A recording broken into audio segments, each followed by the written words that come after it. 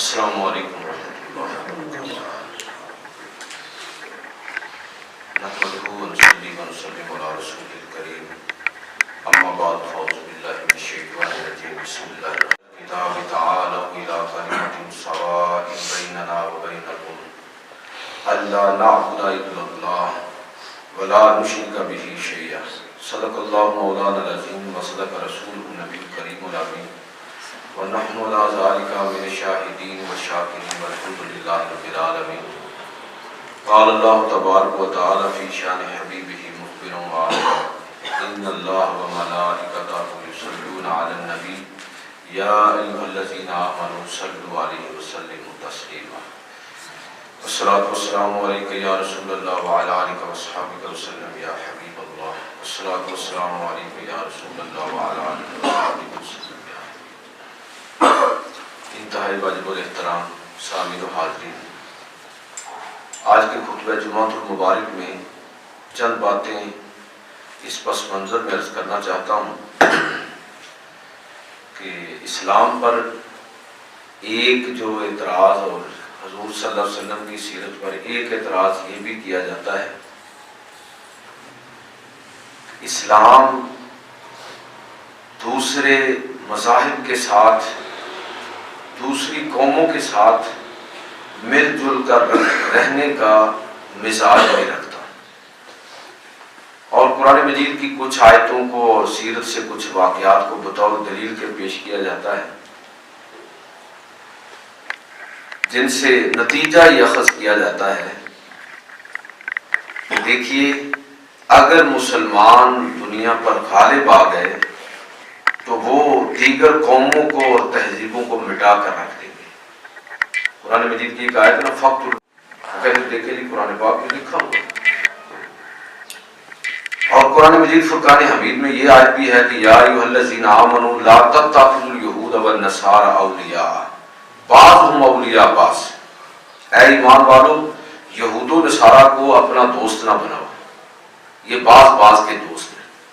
اور اسی طرح کئی حدیثیں بھی ایسی ہیں، ایک حدیث میں آیا کہ اللہ کے رسول صلی اللہ علیہ وسلم ارشاد فرماتے ہیں کہ امرت ان اقاتل الناس حتی یقولوا لا الہ الا اللہ، مجھے اس وقت تک لوگوں سے جنگ کا حکم ہے جب تک کہ لوگ لا الہ الا اللہ کہہ نہ دیں۔ تو دیکھیں جی، خود مسلمانوں کے پیغمبر جب یہ کہہ رہے ہیں تو اس کا مطلب یہ ہے کہ وہ اس وقت تک اپنی جنگ کو جاری رکھیں گے جب تک لوگ ان کے نظریے اور ان کے عقیدے اور ان کے دین کو قبول نہیں کر لیتے۔ تو یہ اپنے دین کو زبردستی منوانا اور جو اس کو نہیں مانے اس کی گردن کاٹنا، یہ ہے اسلام۔ لہذا آج کی جو گفتگو ہے وہ میں اسی تناظر میں کہ پچھلے جو جمعے گزرے ہیں ان میں آپ نے ملاحظہ فرمایا کہ مسلمانوں کے باہمی تعلقات کیا ہیں اور حقوق و فرائض کی وہ تقسیم جو شریعت نے کی ہے اس پر ہم نے بات کی۔ آج میں صرف چند باتیں اسی تناظر میں عرض کرنا چاہتا ہوں کہ یہ جو باتیں اور یہ جو اعتراضات اور سوالات اسلام پر اٹھائے جاتے ہیں، اللہ کے رسول صلی اللہ علیہ وسلم کی تعلیمات اس حوالے سے کیا ہے، اور جو آیتیں میں نے اور جو حدیثیں آپ کی خدمت میں ابھی بطور اعتراض جن کو دلیل بنایا جاتا ہے، اس کا مطلب کیا ہے۔ پہلے تھوڑی میں اس پر بات کروں کہ یہ بات ذہن میں رہے کہ یہ آیت جو ہے نا، فَقْتُلُوا الْمُشْرِكِينَ حَيْثُ وَجَدتُّمُوهُمْ، یہ خاص مشرکین عرب کے لیے، عمومی طور پر دنیا کے لوگوں کے ساتھ اس انداز میں معاملہ نہیں ہوگا۔ اس کی وجہ بڑی سمپل ہے، اس پر ڈیٹیل سے میں بات نہیں کروں گا کہ نبی کی بعثت جس قوم کی طرف براہ راست ہوتی ہے، جس قوم کے اندر نبی پلتا ہے، بڑھتا ہے، جنم لیتا ہے اور اپنی زندگی گزار کے وہ اتمام حجت کرتا ہے، اللہ کا دین پہنچاتا ہے، تو ان لوگوں پر اتمام حجت کے بعد، یعنی بات پوری طرح واضح کر دینے کے بعد، پیغمبروں کی تاریخ یہی بتاتی ہے کہ اللہ نے یا تو اس قوم کو ہدایت عطا فرما دی اور وہ نبی اور رسول کے مطیع و فرما بردار بن گئے، اور اگر ایسا نہیں ہوا تو پھر اللہ تعالیٰ نے اس قوم کو صفحہ ہستی سے مٹا دیا۔ تو نبی صلی اللہ علیہ وسلم کی براہ راست بعثت کن کی طرف ہوئی تھی؟ مشرکین عرب کی طرف، قریش کی طرف اور بنی اسماعیل کی طرف۔ لہذا سورۃ الانفال اور سورہ براء کو اسی پس منظر میں پڑھنے کی ضرورت ہے کہ یہاں جو آیات ہیں اس میں اصل میں مشرکین عرب کو مخاطب کیا گیا ہے۔ اس سے مراد ساری دنیا کے انسان اور لوگ نہیں ہیں کہ جو بھی اسلام قبول نہ کرے اس کی گردن اتار، ورنہ اس آیت کا مطلب کیا ہوگا؟ لا اکراہ فی الدین، دین میں جبر نہیں۔ لہذا پہلا پوائنٹ تو یہ آپ اس کو کلیئر کر لیں۔ اور دوسرا یہ آیت مقدسہ جو ہے کہ جس میں اللہ رب العزت ارشاد فرماتا ہے کہ یا ایھا الذین آمنوا لا تتخذوا اليہود والنصارى اولیاء، اے ایمان والو یہود و نصارہ کو اپنا دوست نہ بناؤ، بعض اولیاء بعض، ان میں سے بعض کے دوست ہیں، تمہارے یہ دلی طور پر دوست نہیں ہو سکتے۔ تو اس سے مراد وہ ملی اور قومی راز اور معاملات ہیں، ان میں مسلمانوں کو تعلیم یہ ہے کہ وہ اس طرح کے معاملات جن کا تعلق خاص ملت اسلامیہ کے مفاد اور اس کے مستقبل سے ہو، اس میں وہ دوسری قوموں پر اعتماد نہیں کریں، اس لیے کہ ان کے اپنے مفادات ہیں۔ تو یہ تو دنیا کا معروف قانون ہے، اس میں کون سی قابل اعتراض بات ہے۔ لیکن جہاں تک سماجی رویوں کی بات ہے تو سماجی سطح پر مسلمانوں کو باقاعدہ اجازت اور حکم ہوا کہ آپ اے اللہ کے نبی آپ اہل کتاب سے کہیے، یہ سورہ آل عمران کی آیت نمبر 64 ہے۔ اللہ رب العزت ارشاد فرماتا ہے کہ قل یا اہل الکتاب، اے نبی آپ فرما دیجئے اے اہل کتاب۔ باقاعدہ اہل کتاب کو ایک ڈیزگنیشن دیا گیا، ان کو ایک احترام اور وقار کے ساتھ مخاطب کیا گیا۔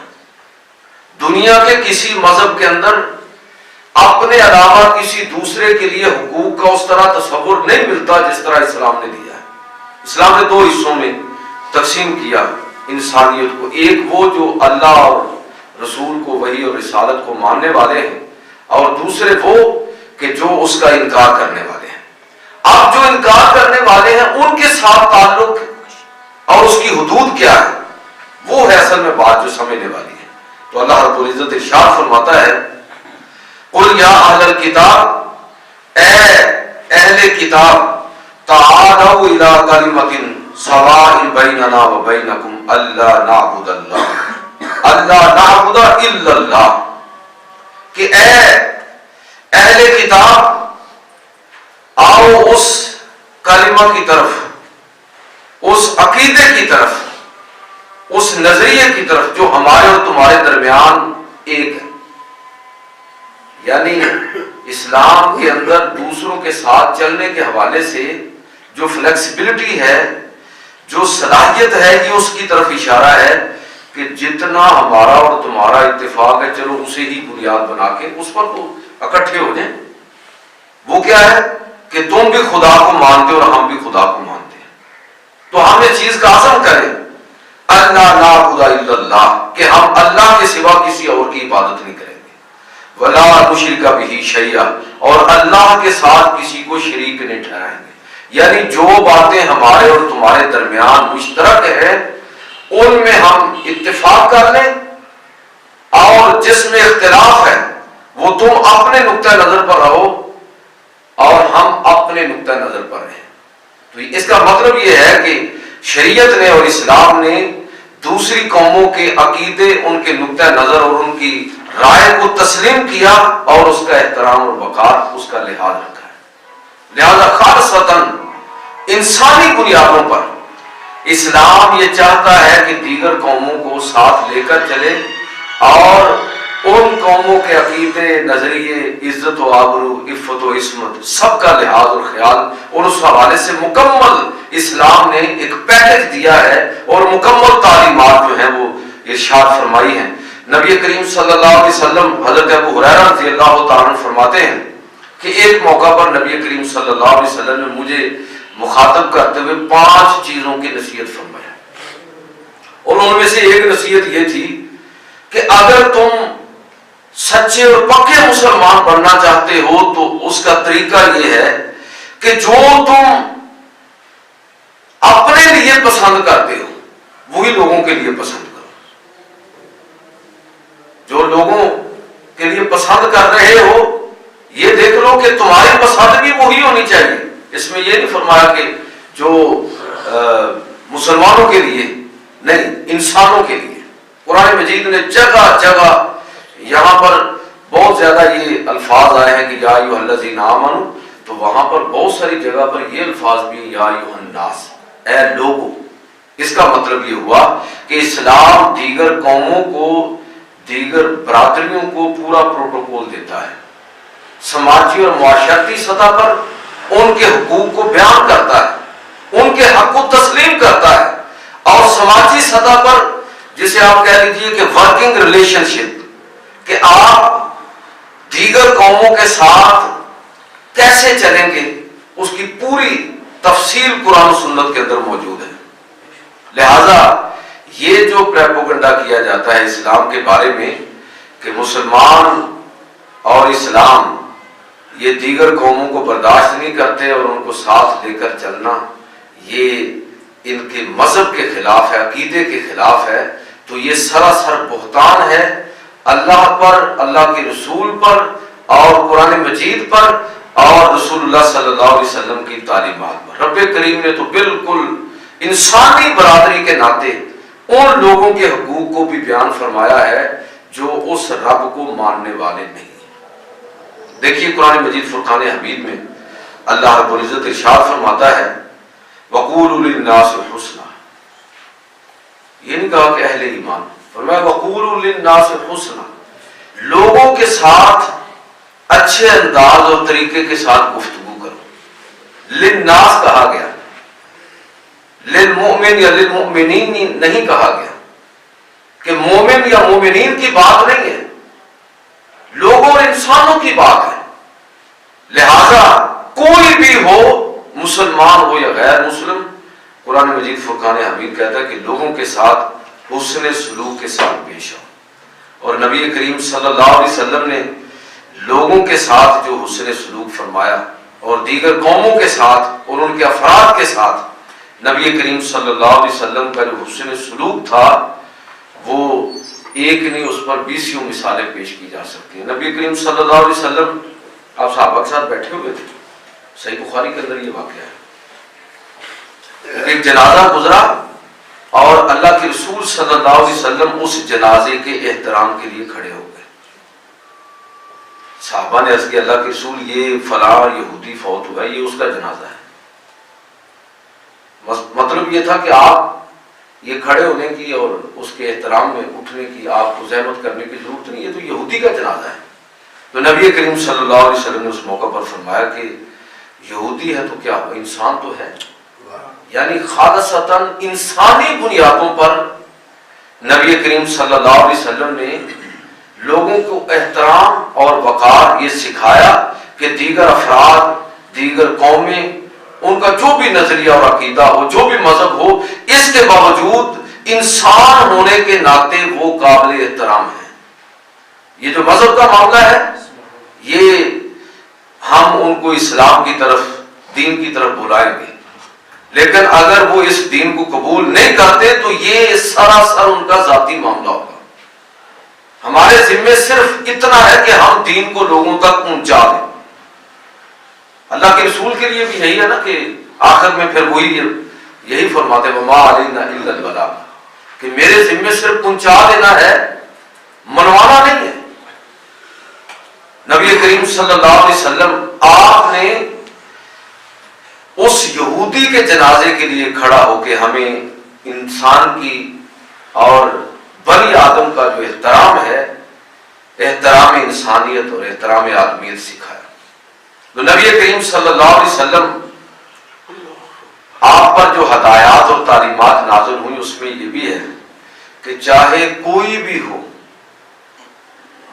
عدل اور انصاف اس کے حقدار صرف مسلمان ہی نہیں ہیں. قرآن مجید فرقان حمید نے متعین کر کے یہ الفاظ استعمال کیے وَلَا يَجْرِمَنَّكُمْ شَنَآنُ قَوْمٍ عَلَىٰ أَلَّا تَعْدِلُوا اعْدِلُوا هُوَ أَقْرَبُ لِلتَّقْوَىٰ، کسی قوم سے تمہاری دشمنی اور کسی قوم کی مخالفت تمہیں اس چیز پر آمادہ نہ کرے کہ تم ان سے زیادتی اور ظلم کر بیٹھو. عدل کرو. اعدلوا هو اقرب للتقوی، یہی تقوی کے زیادہ قریب ہے. اور نبی کریم صلی اللہ علیہ وسلم نے کس انداز میں عدل اور انصاف فرمایا کہ یہود نبی کریم صلی اللہ علیہ وسلم کے پاس اپنے فیصلے لے کر آتے تھے. اگر آپ کی نظر سیرت اور تاریخ کے اس پورے حصے پر ہو کہ جب حضور مدینہ طیبہ تشریف لائے تھے تو وہاں پر ایک معاہدہ ہوا تھا یہودیوں کے ساتھ، میثاق مدینہ، اور اس میں یہودیوں نے یہ تسلیم کیا تھا نبی کریم صلی اللہ علیہ وسلم کی شخصیت اور آپ کا جو کردار ان کے سامنے تھا اس کو پیش نظر رکھتے ہوئے انہوں نے معاہدے کے اندر یہ شرط تسلیم کی کہ کسی بھی معاملے کا فیصلہ، آخری فیصلہ آپ ہی فرمائیں گے. اس لیے کہ ان کو پتا تھا کہ اللہ کے رسول صلی اللہ علیہ وسلم کسی کے ساتھ بھی زیادتی نہیں کرنے والے. اور ایسے واقعات آپ سیرت کی کتابوں میں پڑھتے ہیں، علماء اس کو بیان کرتے ہیں کہ بسا اوقات یہ ہوا کہ اللہ کے رسول صلی اللہ علیہ وسلم نے کسی مسلمان کے بجائے کسی غیر مسلم یہودی یا کسی دوسرے کے حق میں فیصلہ فرما دیا. ایک یہودی جوڑا کسی جرم کا مرتکب ہوا تو انہوں نے وہ فیصلہ حضور صلی اللہ علیہ وسلم سے کروایا اور پھر اس کو نافذ کیا گیا. حضرت کریم مرتضیٰ رضی اللہ تعالیٰ عنہ کے دور کا واقعہ ہے کہ ایک ذمہ قتل ہوا، معاملے کی پوری تحقیق ہوئی، مسلمان کسی نے قتل کیا تھا، آپ نے قصاص کا حکم دے دیا. تو جب قصاص کا حکم نافذ ہونے جا رہا تھا تو عین اس وقت مقتول کا بھائی آ گیا اور اس نے کہا جی میں نے معاف کیا. حضرت علی رضی اللہ تعالیٰ عنہ نے تسلیم نہیں کیا. مسلمان کو قتل کرنے کا حکم دیا جا رہا ہے ایک ذمہ غیر مسلم کے مقابلے میں. آپ نے فرمایا کہ نہیں، ایسا نہیں ہوگا. شاید ان لوگوں نے تجھے ڈرایا ہوگا، دھمکایا ہوگا. جس طرح آج کل غریب کوئی شخص مارا جائے تو اس کے گھر والوں سے باقاعدہ زبردستی سلو لے لی جاتی ہے، کچھ دے دلا کے معاملہ طے کر لیا جاتا ہے. یہ ریاستی جرم ہے، ایک دفعہ سلو ہو سکتی ہے، یاد رکھیے. لیکن اگر کوئی شخص پھر سے ایسا جرم کرے تو اس کا مطلب یہ ہے کہ یہ اپنے تعلقات، اپنی دولت کے بل بوتے پر قتل کرتا ہے اور دیت دے کے چھوٹ جاتا ہے تو اس وقت ریاست اس کی مدعی بنے گی، اس کے وارث مدعی نہیں ہوگا اور ریاست اپنے قانون کو نافذ کرے گی. ایسے شخص کے لیے کوئی معافی نہیں. یہ سندھ کے اندر اور جنوبی پنجاب کے اندر اس طرح کے واقعات کثرت کے ساتھ ہوتے ہیں. غریب آدمی مارا گیا ہے، جانوروں کی طرح ذبح کیا گیا ہے اور بعد میں عدالت نے خون بہا پر سلو کر دیا.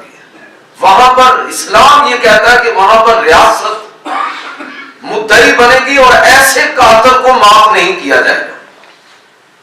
کہنے کا مطلب یہ ہے کہ یہ حضرت علی المرتضیٰ رضی اللہ تعالیٰ نے فرمایا کہ شاید ان لوگوں نے تجھے ڈرایا ہوگا، دھمکایا ہوگا. اس نے کہا نہیں جی ڈرایا دھمکایا نہیں ہے، اصل میں مجھے انہوں نے خون بہا دے دیا ہے. اب میں مطمئن ہوں میرا بھائی تو واپس آئے گا نہیں، تو کم از کم یہ ہے کہ میں یہ خون بہا لے کر ان سے صلح کر لوں گا، میری اپنی کو ضروریات، خاندان کی ضروریات پوری ہو جائے، پھر آپ نے چھوڑ دیا. میں صرف اس مثال سے جو عرض کرنا چاہتا ہوں وہ یہ ہے کہ اسلامی ریاست کے اندر جو عزت اور آبرو کسی مسلمان کی ہے، عین وہی عزت اور آبرو اور جان کی حرمت کا تصور غیر مسلم کے لیے بھی ہے. لہذا اسلام پر یہ دبا لگانا اور یورپ اور مغرب کی طرف سے مسلمانوں پر تو آپ اعتراض کر لیں گے اس لیے کہ ہمارے کردار اتنے کمزور ہو گئے، لیکن اسلام پر یہ اعتراض لازم نہیں آتا. اسلام کی تعلیم وہی ہے کہ اللہ کے رسول صلی اللہ علیہ وسلم نے ارشاد فرمایا من قاتل مواحدا لہ ذمۃ اللہ و ذمۃ رسولہ، کہ جس شخص نے کسی ذمی کو قتل کیا کہ جو اللہ کے رسول کی حفاظت کے اندر تھا، اسلامی ریاست نے اس کو پناہ دی تھی، جس نے کسی معاہد کو، ذمی کو قتل کیا، غیر مسلم کو قتل کیا، فرمایا فلا یراہ رائحۃ الجنۃ وان ریحھا لا یوجد من میسرۃ 70 عاما، تو وہ جنت کی خوشبو کو بھی نہیں پائے گا، حالانکہ جنت کی خوشبو 40 سال کی مسافت دور سے بھی وہ محسوس کی جا سکتی ہے، لیکن جو کوئی مسلمان کسی غیر مسلم کو قتل کرتا ہے تو وہ گویا کہ جنت کی خوشبو کو بھی نہیں پائے گا۔ یہ ہے اسلام، یہ ہے اسلامی ریاست جس کے اندر غیر مسلم کی عزت آبرو اور اس کا پورا تحفظ ہے۔ اور آپ اندازہ فرمائیں کہ غیر مسلموں کی عزت نفس کو کس قدر اہمیت دی ہے شریعت نے۔ حضرت عمر فاروق رضی اللہ تعالیٰ عنہ کے دور میں جس طرح ہمارے ہاں لوگ نہیں، بس اوقات آپ ان کو کسی غریب آدمی کو، سفید پوش آدمی کو زکوٰۃ کی رقم دینا چاہتے ہیں تو وہ انکار کر دیتا ہے، حالانکہ ضرورت مند ہوتا ہے کہ، لیکن وہ کہتا ہے جی میں زکوٰۃ نہیں دینا چاہتا، وہ اس کو اپنی عزت نفس کے خلاف سمجھتا ہے۔ حضرت عمر فاروق رضی اللہ تعالیٰ عنہ کے دور میں بعض عیسائی جو رہنما تھے وہ آئے، انہوں نے کہا کہ ہم جو آپ ٹیکس عائد کرتے ہیں، جو آپ لازمی رقم ہم سے لینا چاہتے ہیں وہ بے شک آپ لے لیجیے، لیکن ہم جزیے کے نام پر وہ رقم نہیں دینا چاہتے۔ شریعت کا قانون یہ ہے کہ مسلمان زکوٰۃ دیتے ہیں اور غیر مسلم جزیہ دیتا ہے، یعنی ایک معمولی سی رقم جس کے بدلے میں اس کی جان، مال، عزت و آبرو کا تحفظ۔ کہتے ہیں ہم جو آپ کہیں گے وہ کریں گے، لیکن جزیے کے نام سے نہیں، اس سے ہماری عزت نفس مجروح ہوتی ہے، ہم اس میں اپنی توہین محسوس کرتے ہیں، ہمیں یہ احساس ہوتا ہے کہ شاید ہم دوسرے اور تیسرے درجے کے شہری ہیں۔ اب دیکھیے ذرا یہ عزت نفس کا مسئلہ ہے۔ حضرت عمر رضی اللہ تعالیٰ عنہ نے فرمایا کہ ٹھیک ہے، تم اگر اس کو جزیہ نہیں کہنا چاہتے تو نہ کہو، اس کے لیے صدقہ کا لفظ استعمال کرو۔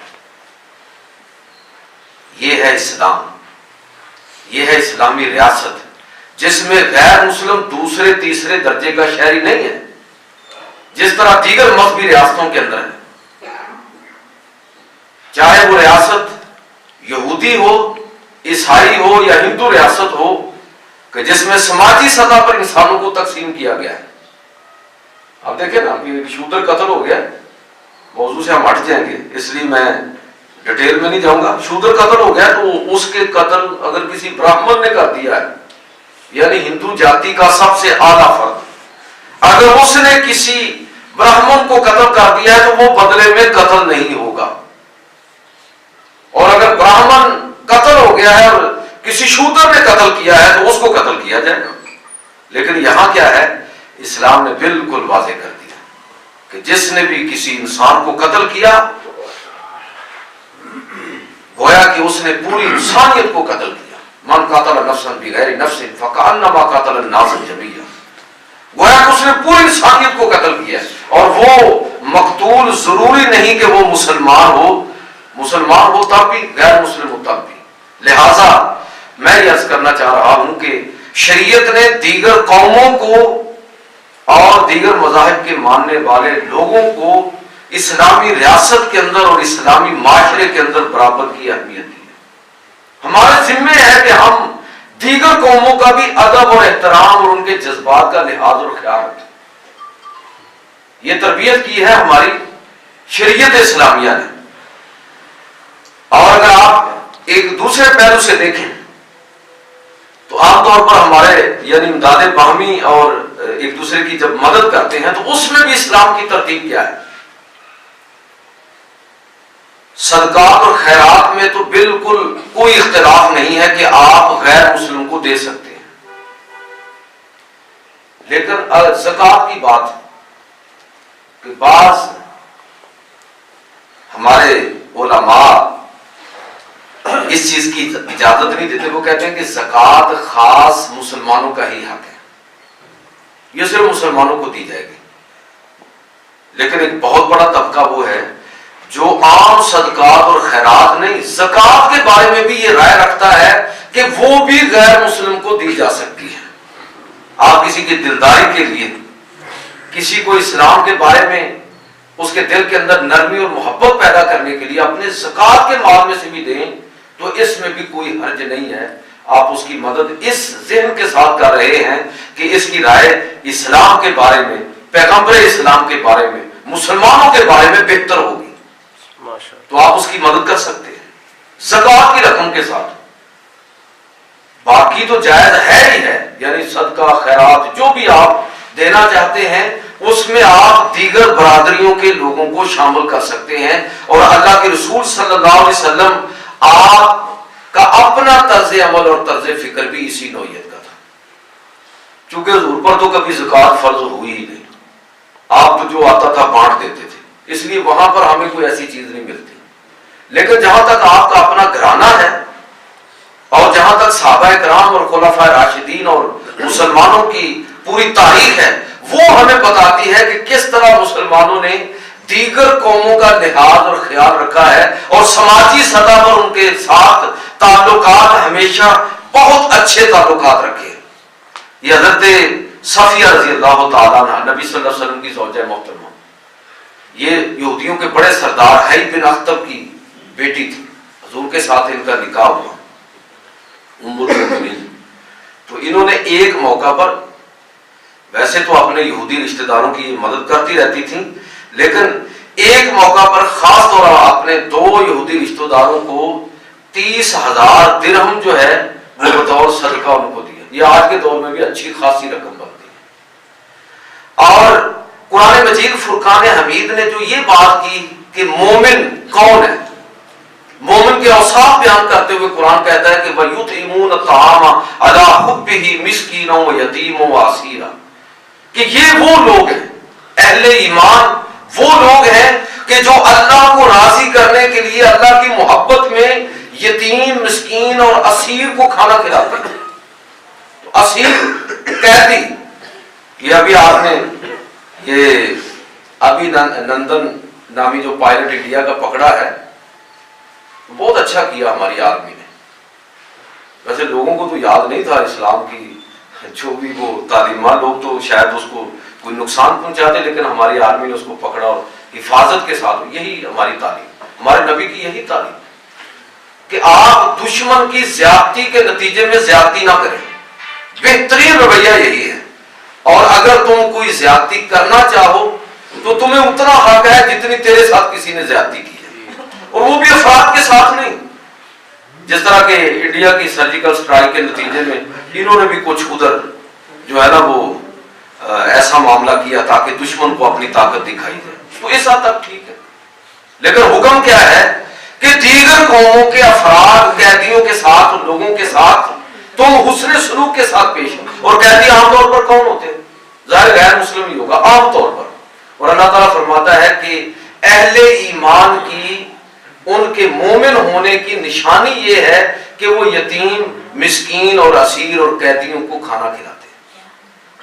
میں عرض یہ کرنا چاہتا ہوں کہ یہ ہے اصل میں اسلام, کہ وہ امداد باہمی میں, دوسروں کو اکاموڈیٹ کرنے میں یہ بھی نہیں چاہتا کہ تم یہ تقسیم کرو کہ یہ مسلمان ہے کہ غیر مسلم.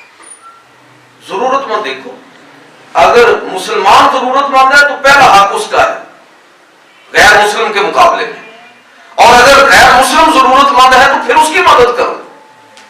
مذہب اور عقیدے کی بنیاد پر آپ لوگوں کو نظر انداز نہ کریں, لوگوں کی مدد سے ہاتھ کھینچ نہ لیں. قرآن مجید فرقان حمید نے جب یہ ایک موقع پر ایسا ہوا کہ ایمان کی بنیاد پر, اسلام کی بنیاد پر مسلمانوں نے اپنے ان مشرک رشتہ داروں کی مدد کرنا چھوڑ دی جو مشرک تھے, تو قرآن مجید فرقان حمید کی آیت مقدسہ نازل ہوئی. آیت سنیے, سورہ تغابن کی آیت نمبر 2. هو الذی خلقکم, وہی اللہ جس نے تمہیں پیدا کیا. فمنکم کافر ومنکم مؤمن, تم میں سے کچھ کافر اور کچھ مومن ہیں. واللہ بما تعملون بصیر، اور جو تم کرتے ہو اللہ تعالیٰ اس کو دیکھنے والا ہے. اور پھر یہ بھی فرمایا کہ یہ جو معاملہ ہدایت کا ہے، ہدایت کی بنیاد پر لوگوں کی مدد کرنا اور لوگوں کے ساتھ ان کے ساتھ معاملات کے اندر شریک ہونا، اس کی بنیاد تم ایمان پر نہ رکھنا، ضرورت پر رکھنا. فرمایا کہ لیس علیک ہداہم، ان لوگوں کی ہدایت یہ تمہارے ذمہ نہیں ہے. وہ غیر مسلم ہے تو اس کی ہدایت اللہ تعالیٰ فرماتا ہے تمہارے ذمہ نہیں ہے. ولکن اللہ یہدی من یشاء، اللہ تعالیٰ جس کو چاہتا ہے ہدایت دیتا ہے. وما تنفقوا من خیر فلانفسکم، جو بھی تم اللہ کی راہ میں خرچ کرو گے وہ تمہارے لیے اپنے لیے ہے. لہذا جب تم مدد کرنے لگو تو تمہیں یہ دیکھنے کی ضرورت نہیں ہے کہ یہ مسلمان ہے یا غیر مسلم ہے. تم نے صرف یہ دیکھنا ہے کہ اس میں ضرورت مند کون ہے. اگر ضرورت مند مسلمان ہے تو اس کی مدد کیجیے، اور اگر ضرورت مند غیر مسلم ہے تو پھر آپ اس کی مدد کیجیے. میں کہنا یہ چاہتا ہوں کہ یہ مذہب ہے اسلام، یہ ہمارا دین ہے جس نے ہمیں سماجی سطح پر یہ تعلیم دی کہ دیگر قوموں کو اور دیگر مذاہب کو ماننے والوں کو بھی تم نے برابر کی اہمیت دینی ہے اور ان کے ساتھ اپنے تعلقات سماجی سطح پر رکھنے ہیں. جزیرے نہیں بنانے.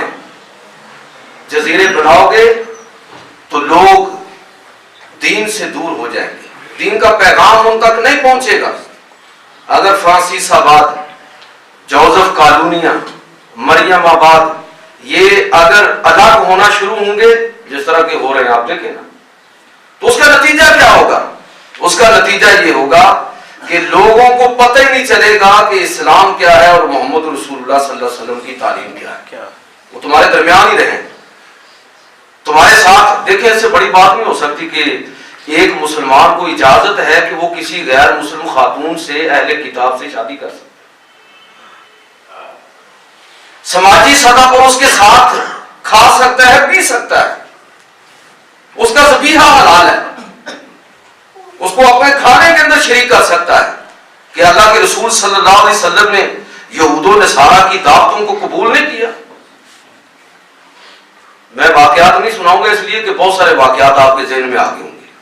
کتنے موقع ایسے آئے کہ اللہ کے رسول صلی اللہ علیہ وسلم یہ خیبر سے واپسی پر آپ کو یاد ہے کہ ایک یہودی خاتون نے حضور کی دعوت کی تھی جس میں اس نے زہر ملا دیا تھا، یعنی دشمن کی دعوت قبول کر لی. اور نبی کریم صلی اللہ علیہ وسلم نے مسجد نبوی کے اندر عیسائی وفد کی ضیافت کی. میں کہنا صرف یہ چاہتا ہوں کہ یہ جو اسلام پر بہت بڑا اعتراض عالمی سطح پر اسلام کے خلاف پروپیگنڈا کیا جاتا ہے اور کیا جا رہا ہے کہ مسلمان دیگر قوموں کے ساتھ مل جل کر رہ نہیں سکتے. بس ان کا مذہب اور ان کا دین ان کو یہی بتاتا ہے کہ دیگر قوموں کو اور جو غیر مسلم ہیں ان کو بالکل اگر وہ ان کے ساتھ مسلمانوں کے ساتھ شریک نہیں ہے کلمے میں تو پھر ان کو قتل کر دو، ان کا بائیکاٹ کر دو، ان کو نظر انداز کر دو. تو یہ بات قابل رد ہے، یہ بات قابل رد ہے.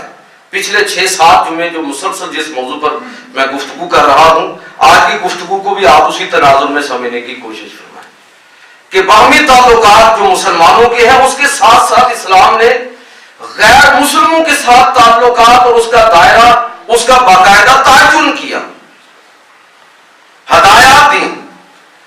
لوگ جب ہمارے درمیان رہیں گے تو پھر ہمارے حسن سلوک سے متاثر بھی ہوں گے. ایک بچہ تھا نا حضور کی خدمت کرتا تھا، والد یہودی تھا، تو اس بچے کا آخری وقت آ گیا. نبی صلی اللہ علیہ وسلم اس سے اتنا پیار کرتے تھے، اتنی محبت کرتے تھے کہ وہ بچہ نبی صلی اللہ علیہ وسلم پر فدا جاتا تھا. بیمار ہو گیا، بچنے کی امید نہ رہی، خبر پہنچی حضور کو تو آپ تشریف لے گئے. بچہ بالکل آخری سانسوں پر تھا، لیکن پہچانا اس نے حضور کو. اس کا آخری وقت دیکھ کر اللہ کے رسول جو نبی کا منصب ہے، آپ صلی اللہ علیہ وسلم نے اس کو تلقین فرمائی کہ تم اللہ پر ایمان لے آؤ اور مجھے رسول مان لو. تو بچے نے پلٹ کر اپنے باپ کی طرف دیکھا، تو باپ کے ساتھ اور بچے کے ساتھ یہ ہوتی ہے، اللہ کے رسول کا کتنا محبت کا تعلق تھا کہ باپ بچے کو آخری لمحات میں کہہ رہا ہے کہ بیٹے جو محمد کہتے ہیں مان لو، اور پھر اس بچے نے آخری لمحات میں اسلام قبول کیا اور اس کے ساتھ ہی اس کی روح پرواز کر گئی۔ ہم لوگوں کے ساتھ جب سماجی سطح پر ٹھیک تعلق قائم کریں گے، ان کی عزت نفس کا لحاظ کریں گے، کون اسلام کی طرف آئے گا؟ جب میں اور آپ یہ کہیں گے کہ چوڑا صفائی کر رہا تھا، جب اس کو ذلیل سمجھیں گے، جب ہم اس کو حقیر سمجھیں گے، تو کون اسلام کی طرف آئے گا؟ یاد رکھیے کہ اس وقت اسلام کی راہ میں اور اسلام کے پھیلاؤ کی راہ میں سب سے بڑی رکاوٹ خود مسلمان ہیں اور ان کے سماجی رویے ہیں۔ ان کو یہ پتہ ہی نہیں ہے کہ وہ کس مقام پر فائز کیے گئے۔ اللہ تعالیٰ نے قرآن مجید میں جو یہ فرمایا تھا کہ کنتم خیر امۃ اخرجت للناس تأمرون بالمعروف وتنہون عن المنکر، کہ تم بہترین امت ہو۔ کس چیز میں بہترین ہو؟ سائنس اور ٹیکنالوجی میں نہیں، اس کی بات نہیں ہو رہی۔ میڈیکل سائنس اور طب میں اس کی بات نہیں ہو رہی، بات ہو رہی ہے سماجی رویوں کے اعتبار سے۔ تم بہترین امت ہو جو لوگوں کو نیکی کی دعوت دیتے اور برائی سے ان کو بچاتے۔ تو ہمارا رویہ اگر ٹھیک ہوگا تو میں آپ کو یقین دلاتا ہوں کہ لوگ اسلام کی طرف لوٹیں گے، اسلام کی طرف رجوع کریں گے۔ لہذا میں جو بات عرض کرنا چاہتا ہوں وہ یہ ہے کہ یہ اسلام ہے، یہ اسلامی ریاست ہے کہ جس کے اندر مسلمان تو مسلمان غیر مسلم کو بھی اتنی اہمیت ہے کہ حضرت عمر رضی اللہ تعالیٰ عنہ اپنا سیکٹری ایک غیر مسلم کو مقرر فرماتے ہیں۔ اسبق اس کا نام تھا۔ حضور کے وصال، حضرت عمر کے وصال کے بعد وہ مسلمان ہوا۔ حضرت عمر ساری زندگی اس غیر مسلم عیسائی تھا، اس کو اسلام کی دعوت دیتے رہے، وہ مسلمان نہیں ہوا۔ فرماتے اگر تم مسلمان ہو جاؤ تو مجھے بڑی خوشی ہوگی، لیکن وہ نہیں مانا، حتیٰ کہ حضرت عمر کی شہادت ہوگی اور بعد میں مسلمان ہوا۔ لیکن ایک غیر مسلم کو اپنے ساتھ اتنی عزت دی کہ اس کو اپنا سیکٹری، پرسنل سیکٹری مقرر کیا۔ اور ایسی مثالیں ایک نے ہشام، خلیفہ ہشام، اس کا جو خزانچی تھا وہ بھی ایک غیر مسلم تھا۔ اور ہمارے پاکستان کے اندر یہ میں سمجھتا ہوں کہ یہ مثالیں ہمیں ذہن میں رکھنی چاہیے کہ مسلمان اور پاکستان کے لوگ اسلام کے حوالے سے مزید ان کے اندر یہ چیزیں آنی چاہیے کہ یہ پاکستان ہے جس میں جسٹس کارنیلیس پاکستان کا چیف جسٹس بھی بنا ہے، رانا بھگوان داس پاکستان کا چیف جسٹس بھی بنا ہے۔ یہ سرکاری عہدے اور مختلف منصب وہ غیر مسلم کو بھی مل سکتے ہیں۔ اسلام اس پر کوئی پابندی عائد نہیں کرتا۔ چند اعلیٰ عہدے جس میں صدر یا وزیر اعظم کی بات آپ کر سکتے، باقی سب عہدوں کے لیے غیر مسلم بھی اسی طرح ہے۔ میں اپنی گفتگو کو یہاں پر ختم کرنا چاہوں گا کہ اگر ہم سماجی سطح پر غیر مسلموں کے ساتھ اپنے تعلق ان اصولوں پر قائم کریں جو قرآن و سنت کی تعلیم ہے، تو میں آپ کو یقین دلاتا ہوں کہ ہمیں یہ تبلیغ کوئی نہیں ہوتی جو میں اس وقت کر رہا ہوں نا، یہ میری تقریر سے کوئی شخص مسلمان ہو جائے گا، یہ بہت نادر واقعہ ہے، ایسا بہت کم ہوگا۔ لوگ کس چیز سے مسلمان ہوں گے؟ وہ ہمارے سماجی رویوں سے مسلمان ہوں گے۔ اگر تقریروں سے مسلمان لوگ ہونا شروع ہو، یہ صوفیاء نے تقریریں کی تھی، پورے ہندوستان کی تقدیر کو بدل دیا ہے صوفیاء نے، تو کیا یہ بڑے بڑے خطیب تھے؟ نہیں بھائی، یہ صوفی منش لوگ تھے، بیٹھے ہیں اور اپنے کردار سے لوگوں کی تقدیریں بدل رہے ہیں۔ اصل دعوت اور تبلیغ کردار کی دعوت اور تبلیغ ہے، اور محمد رسول اللہ صلی اللہ علیہ وسلم اور آپ کے اصحاب انہوں نے لوگوں کے سامنے ایسا ہی کردار پیش کیا۔ یعنی چونکہ وقت ہو گیا ہے، آپ تاریخ پر نظر ڈالیں گے، آپ کو ایسی مثالیں سماجی سطح پر ملیں گی۔ میدان جنگ کے اندر ایسے ایسے واقعات آپ کو ملیں گے۔ شتا نامی ایک ایرانی جرنیل اپنے 2000 لشکریوں سمیت مسلمانوں کا صرف سماجی سطح پر جو مساوات ہے، جو انصاف ہے، اس کو دیکھ کر عین میدان جنگ کے اندر وہ اپنی فوج چھوڑ کر مسلمانوں میں آیا اور مسلمان ہو گیا۔ یار یہ لوگ ہیں کہ جن کے اندر کوئی اعلیٰ اور ادنا کی کوئی تقسیم ہی نہیں.